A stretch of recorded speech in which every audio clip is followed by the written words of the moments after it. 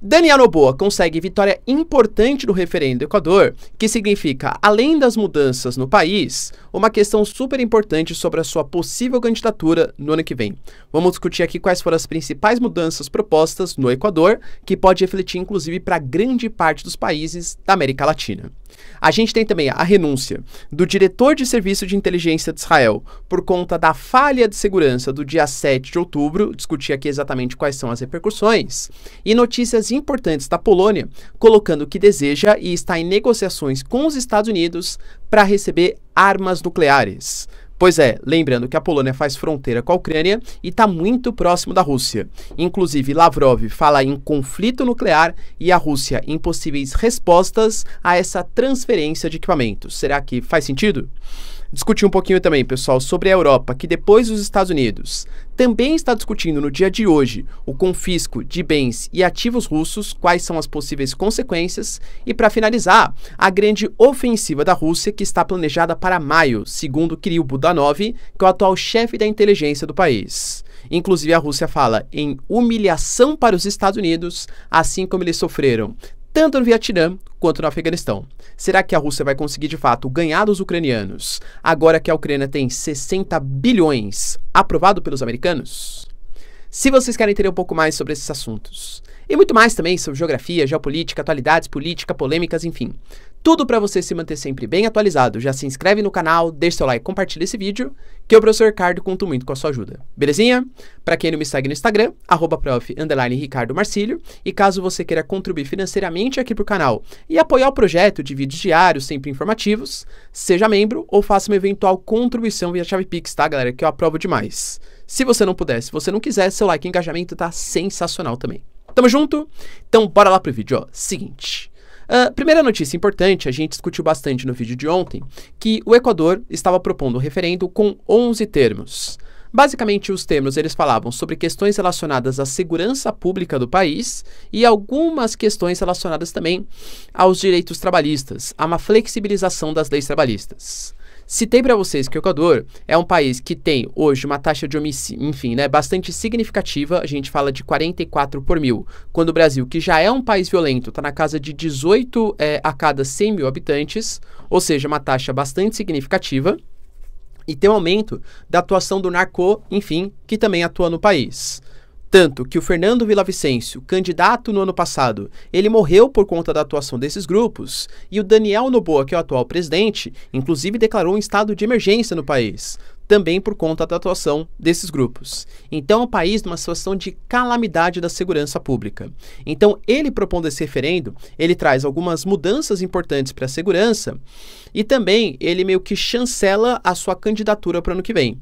Porque lembrando que mesmo ele tendo sido recém-eleito, ele veio na esteira depois da saída do Guillermo Lasso, antigo presidente, que assinou o dispositivo de morte cruzada. Ele renunciou e destituiu o parlamento para uma mudança política geral, visto que inclusive ele estava envolvido supostamente pela oposição do parlamento em escândalos de corrupção, tá? Então ele só tem um finalzinho até o ano que vem, o Daniel Noboa, para exercer o seu mandato. E por mais que ele tivesse, cara, com uma popularidade bastante importante, o Equador ele vem sendo desafiado em vários pontos. É crise energética, é a questão da embaixada no México, né, que eles invadiram ali para prender o Jorge Glass. O Equador está condenado na OEA, o Equador corre risco, inclusive, de ser suspenso da ONU. Então era quase como se fosse uma chancelaria, ou seja, você está realmente referendado, que você é o cara que vai guiar as mudanças políticas do Equador, cada vez mais violento. E ele conseguiu uma vitória importante.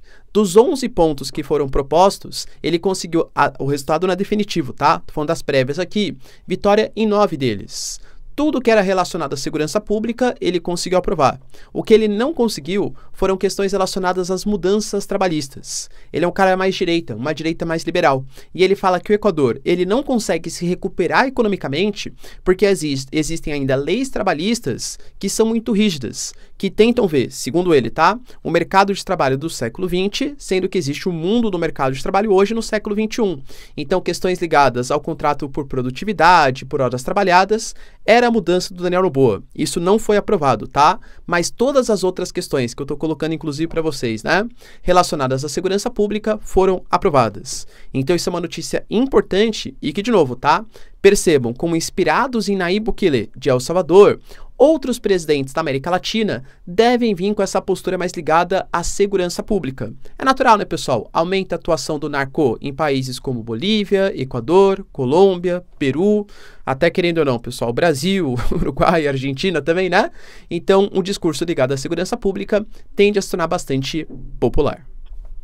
Outra notícia, pessoal, bem significativa, está acerca do pedido de desculpa do general Aaron Aliva, que, para quem não conhece, é o diretor do Serviço de Inteligência de Israel. Ele fez ali, tá, inclusive um pedido bem comovente de desculpas e pedindo a sua renúncia. Tanto o desligamento do Serviço de Inteligência de Israel, como também do Exército Israelense, do posto de general, alegando que ele não conseguiu dar conta da segurança de Israel. Inclusive, Israel que teve aí o disparo de 35 foguetes do Líbano, tá? Possivelmente, claro, do Hezbollah mais recentemente. Mas no dia 7 de outubro, é fato, pessoal, tá? De novo, não faço parte da inteligência israelense, há questões privilegiadas, mas existem várias hipóteses, que isso já tinha sido denunciado anteriormente, né? Enfim, mas de fato a inteligência em algum momento ela falhou, né? Porque o Hamas, ele fez uma incursão, existem reféns que estão sob o domínio do Hamas até hoje, e a gente teve a morte, galera, de uma questão aí bem importante, um número bem importante de civis, inclusive israelenses. Então ele pediu desculpa, falando que não foi competente, inclusive ele pede maiores investigações para saber por que de fato a falha aconteceu, colocando que ele vai colaborar demais para que essas investigações aconteçam. Geopoliticamente falando, talvez a notícia, galera, que mais impacte hoje esteja relacionada às declarações polêmicas da Polônia. A Polônia, que é um país que, lembrando, fazia parte, né, do Pacto de Varsóvia, do lado oriental da Cortina de Ferro durante a Guerra Fria, mas que depois da nova ordem mundial é um país que hoje faz parte da OTAN e também da União Europeia. E eu diria que é hoje o principal ponto de resistência contra os russos. A Polônia, principalmente depois que você teve ali no início da guerra entre Rússia e Ucrânia, os caras começaram a se fortalecer demais, investindo em defesa, exército. E existia, por exemplo, antes da guerra Rússia e Ucrânia, até a tendência do Polexit, porque a Polônia e a Hungria não eram muito bem vistos pela União Europeia, pelas suas polêmicas envolvendo o sistema judiciário, casos ali de atentado contra a democracia, direitos humanos, minorias. Mas enquanto a Hungria vem passando por isso ainda hoje, né, com Viktor Orbán, a Polônia de Tusk e Andrzej Duda vem sendo um pouco mais aceita tanto pela União Europeia quanto principalmente pela OTAN, porque militarmente falando eles se desvencilharam completamente dos russos, enquanto a Hungria de Viktor Orbán ainda mantém uma proximidade mais importante, né? E aí, dentre outras declarações, a Polônia já falou que, assim como os franceses, apoia a ideia de colocar tropas no território da Ucrânia, fala em aumentar ainda mais os gastos militares, não obrigar os países da OTAN a manterem 2% do seu PIB em defesa, mas aumentarem para 3%. Então a Polônia é um país bastante belicista, percentualmente que mais aumentou os gastos militares da OTAN, ainda mais por conta da proximidade com o leste europeu. E aí eles anunciaram, por meio de declarações de Andrzej Duda, que sim, pessoal, eles estão prontos para receber as armas nucleares dos aliados da OTAN, e que inclusive ele entende que eles têm obrigações juntos à organização. Lembrando, pessoal, que não é que a Polônia vai ter a sua arma nuclear, mas os Estados Unidos, eles têm como prática manter, em alguns pontos estratégicos, armas nucleares em países aliados. A gente pode citar, inclusive, a Alemanha, Bélgica, Itália, Países Baixos e Turquia como alguns desses países. Vale lembrar, pessoal, que a Polônia alega que a questão de manter essas armas nucleares está quase como se fosse uma resposta às medidas que a Rússia fez no passado recente. Porque a Rússia, do Putin, falou, tá vendo? Os Estados Unidos, ele vai colocando armas nucleares em vários dos seus aliados, inclusive fechando um cerco contra a Rússia. Nós estamos encurralados. A Rússia fez movimentos, por exemplo, de deslocar também armamentos nucleares, tanto para Belarus, de Alexander Lukashenko, um grande aliado do Putin, mas também colocar no enclave de Kaliningrado.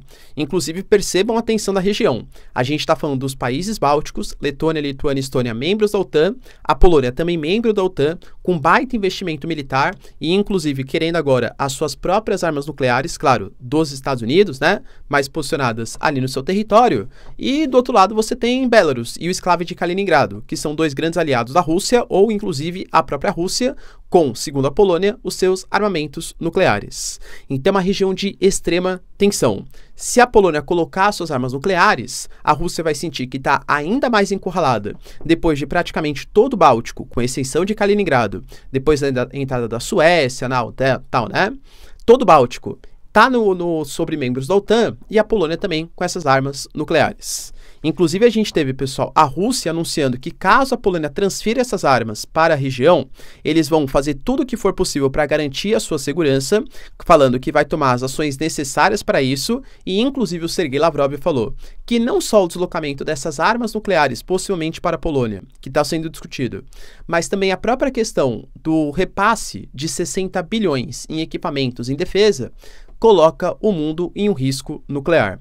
Percebam mais uma vez sendo falado isso, né? O risco nuclear, até penso eu, como uma tática de dissuasão dos russos. A Rússia, sempre que a coisa aperta um pouquinho, fala que, olha, toma cuidado, hein? O Ocidente está colocando a gente sobre o risco de um conflito nuclear. A situação está tensa, principalmente com as possíveis armas nucleares na Polônia.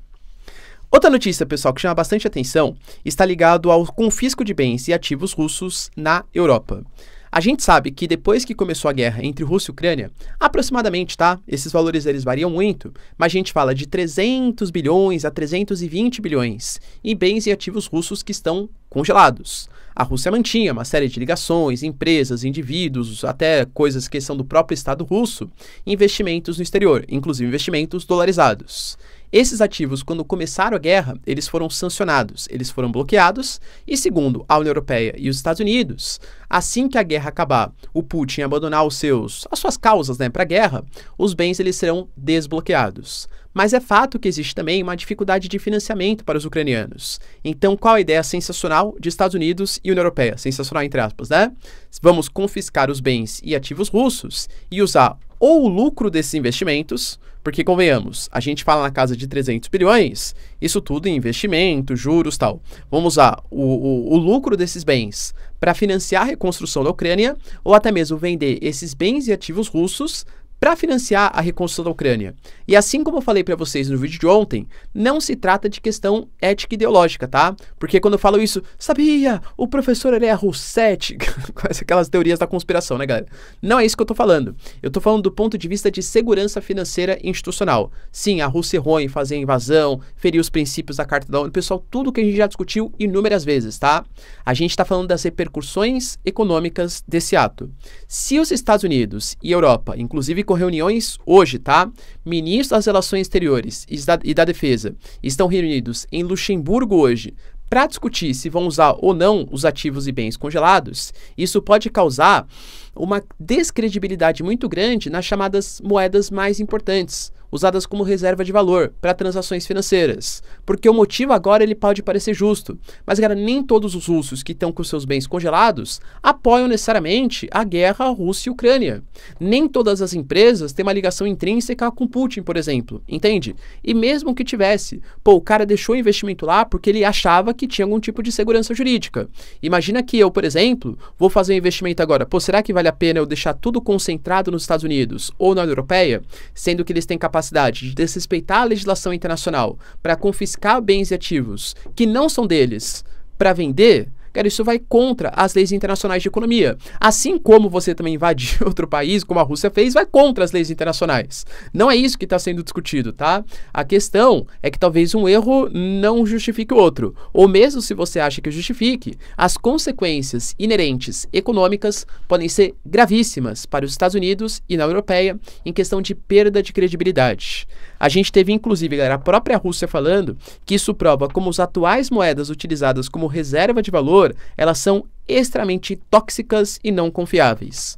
Ou seja, talvez a pauta de desdolarização, a utilização de yuans ou outras moedas internacionais fique ainda mais importante. Lembrando que se nos Estados Unidos a gente fala de valor não tão assim, importante, tá? Mas não tão significativo quanto da União Europeia, que está na casa aproximada de 230 a 240 bilhões de dólares. A Ucrânia está comemorando um pacote de 60 bilhões. Imagina se isso for repassado para os ucranianos. Cara, a Ucrânia vai assim, né, sorrir de orelha a orelha, mas isso pode comprometer, claro, a credibilidade, né, dos países ocidentais.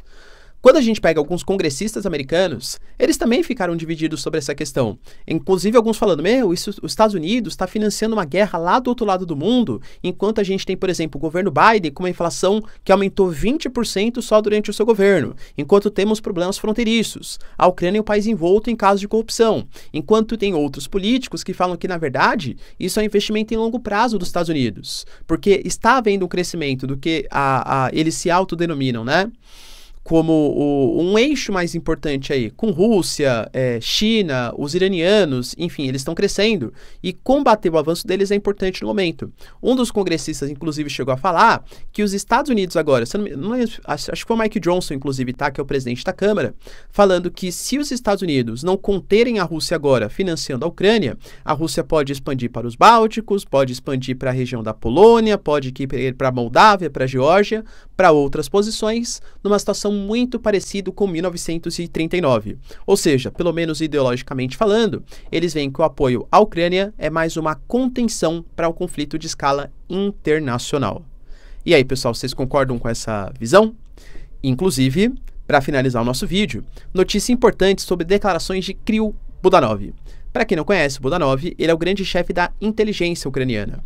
E ele deixou bem claro que a Ucrânia vai enfrentar dificuldades no futuro próximo. Não é só ele, tá? Isso já tinha sido comentado tanto pela inteligência europeia como pela inteligência dos Estados Unidos. A Rússia planeja uma grande ação ofensiva agora para o comecinho da primavera, e, aliás, né, meio para frente aí da primavera e para o verão, que é quando os campos ali ucranianos eles ficam mais secos e muito mais fácil para ter um deslocamento tanto de tropas como também de blindados. A grande questão é que uma coisa era a Ucrânia resistir a isso da maneira como estava, numa desvantagem de artilharia na escala de 10-1, segundo o próprio Zelensky, com a Rússia, mesmo numa dificuldade geográfica, avançando consecutivamente e continuando tendo vitórias importantes. Agora é a Ucrânia com 60 bilhões. Lembrando, pessoal, não é 60 bilhões exatamente, né, em dinheiro para a Ucrânia. É que o exército americano ele vai repassar equipamentos para a Ucrânia e esses 60 bilhões, a maior parte, vai ser destinado para a indústria bélica americana repor os estoques do que foi repassado para a Ucrânia. Então, os americanos eles até falam que esse pacote ele estimula a indústria bélica dos Estados Unidos, pagando impostos, movimentando a economia, gerando empregos, dentre outros pontos, tá? Só que, claro, também estrategicamente importante para o Zelensky. E o Kirill Budanov falou que agora, para maio, os russos estão planejando uma grande ofensiva. A gente não sabe exatamente onde ela vai acontecer, muito possivelmente em Kharkiv, região nordeste, segunda maior cidade do país, que até teve, nesse final de semana agora, uma antena que foi atacada, desestabilizando, inclusive, o sistema de televisão do país durante um tempinho, mas também próximo ali de Donbass e até mesmo em Zaporizhia. Talvez Kramatorsk, que é uma cidade super relevante, seja um dos objetivos dos ucranianos, aliás, dos russos, para um futuro próximo, tá?